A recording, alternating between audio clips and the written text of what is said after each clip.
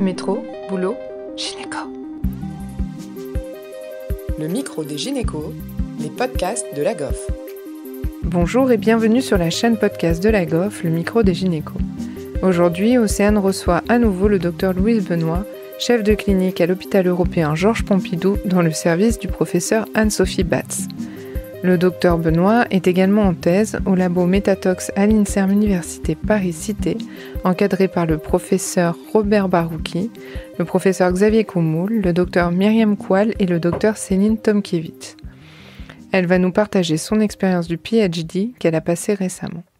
Bonjour Louise, merci d'avoir accepté de participer à la chaîne au micro des gynécos. On est toujours ravis de recevoir les membres actifs de la GOF et ceux qui se sont beaucoup impliqués à nos côtés. Et aujourd'hui, est-ce que tu veux un petit peu nous partager ton expérience d'interne de gynécologie obstétrique qui a fait un PhD? Tu l'as fait juste après l'internat, c'est ça? Oui, je l'ai fait juste après l'internat.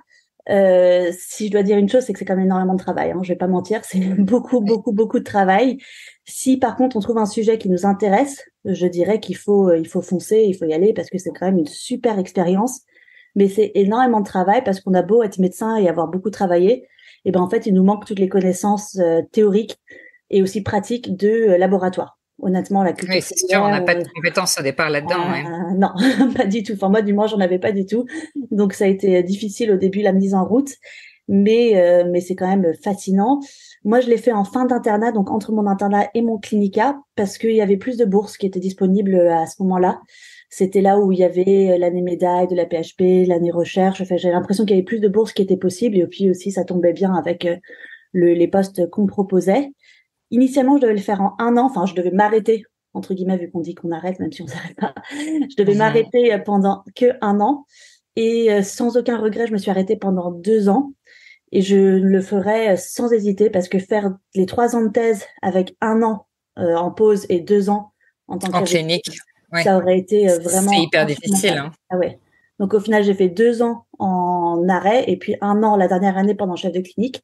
Et déjà, la dernière année, pendant que j'étais chef de clinique, c'était quand même assez sportif de soutenir la thèse et en même temps de s'occuper des patientes. Et puis aussi... Mais du coup, cette année-là, tu faisais plus de manip au labo. Tu n'avais plus le temps. Là c'était vraiment la rédaction. Ouais.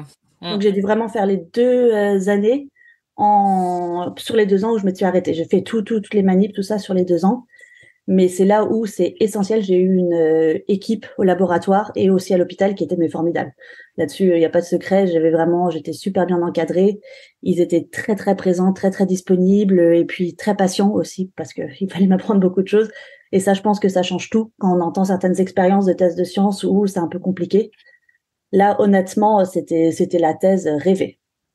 Oui, c'est sûr que l'encadrement, c'est hyper important quand on n'a pas encore beaucoup d'expérience.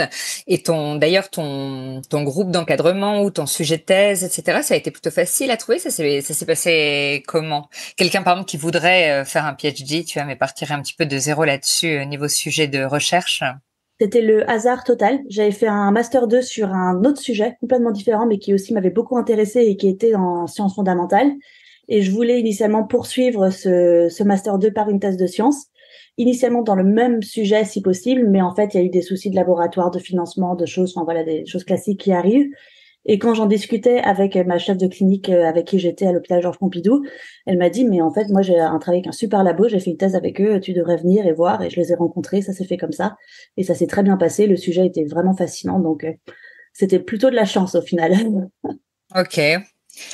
Et puis du coup, d'un point de vue revenu, avec les bourses seules, tu t'en es bien sortie ou tu as dû faire des gardes en parallèle? Comment tu t'es arrangée? C'était compliqué en termes de revenus. Donc la première année, j'ai eu l'année médaille de la PHP. Donc ça continue le salaire d'interne, donc ça va, ça reste raisonnable. Et la deuxième année, j'ai eu l'année recherche, et donc ça c'était quand même un salaire bien en dessous. Mais j'ai dû faire avec, vu que malheureusement j'avais pas trop le choix, et vu que j'ai eu 2 enfants pendant mes 2 années de thèse de sciences, et j'ai pas trop pu faire des gardes, des remplats énormément à côté. Et les remplats aussi, surtout, j'avais pas le temps. Si je voulais finir ma thèse en 2 ans, il n'y avait pas le temps pour aller remplacer à côté, donc c'était un sacrifice financier qu'on a fait. Oui, pour pouvoir combiner le tout. Voilà, on s'est dit qu'après, pendant le clinica, on essaierait de récupérer. Oui, moi j'avais eu l'année recherche pour mon master 2 et j'ai trouvé aussi que seul c'était difficile Difficile. voilà, il fallait au moins remplacer à côté ou quoi que ce soit pour Ouais. maintenir un petit peu le niveau de vie. Mmh. Mais du coup, est-ce que tu penses que par contre, pour le combiner vie personnelle et vie professionnelle, c'était une bonne opportunité, les années de recherche, parce que peut-être un petit peu plus de flexibilité avec les cultures cellulaires qu'avec Complètement. l'activité clinique, etc. Complètement. Oui, oui, oui, ça c'est sûr. Par contre, là, ça dessus, il n'y a aucun doute que c'était beaucoup plus simple. J'ai trouvé que gérer ma troisième année, où il y avait le clinica plus la thèse, ça c'était beaucoup plus compliqué Ah parce oui, qu'il y a pas de choix ouais, là, sur les horaires. Les patientes, c'est il faut les faisable. prendre en Ouais. charge. Là, c'était très, très difficile. Tandis que les 2 premières années, même si c'est énormément de travail, c'est du travail qu'on peut faire à la maison, c'est du travail qu'on peut faire le soir, qu'on peut faire en vacances, enfin, qu'on est beaucoup plus flexible, on choisit ses horaires. Donc là-dessus, j'ai trouvé que ça, c'était beaucoup plus simple. Et ça dépend aussi, encore une fois, du laboratoire, mais j'avais la chance de travailler en binôme avec une chercheuse temps plein, avec qui on se complétait sur les différentes manips, s'il y en a une qui était pas là, enfin, c'était vraiment, ça, c'était la situation idéale. Et aussi, Et j'ai d'un pas point fait de... d'animal. Je pense Oui, que les thèses de fondamentale, on fait de l'animal, ça, là, c'est, il y a plus de contraintes, oui, ah ouais. probablement. Mm. Faut pas partir en vacances, faut revenir le week-end, faut s'en occuper tout le temps. La culture Et d'un- cellulaire, bon, si les cellules d'une culture meurent, c'est moins grave. Et d'un point de vue CV, enfin, par exemple, là, de ton PhD, tu as pu tirer combien de publications? Une question qu'on se pose souvent, et ça, c'est très variable d'un sujet à l'autre ou d'une organisation à l'autre. Mais Alors, sur ma thèse, je pense que j'ai dû publier 5 articles environ.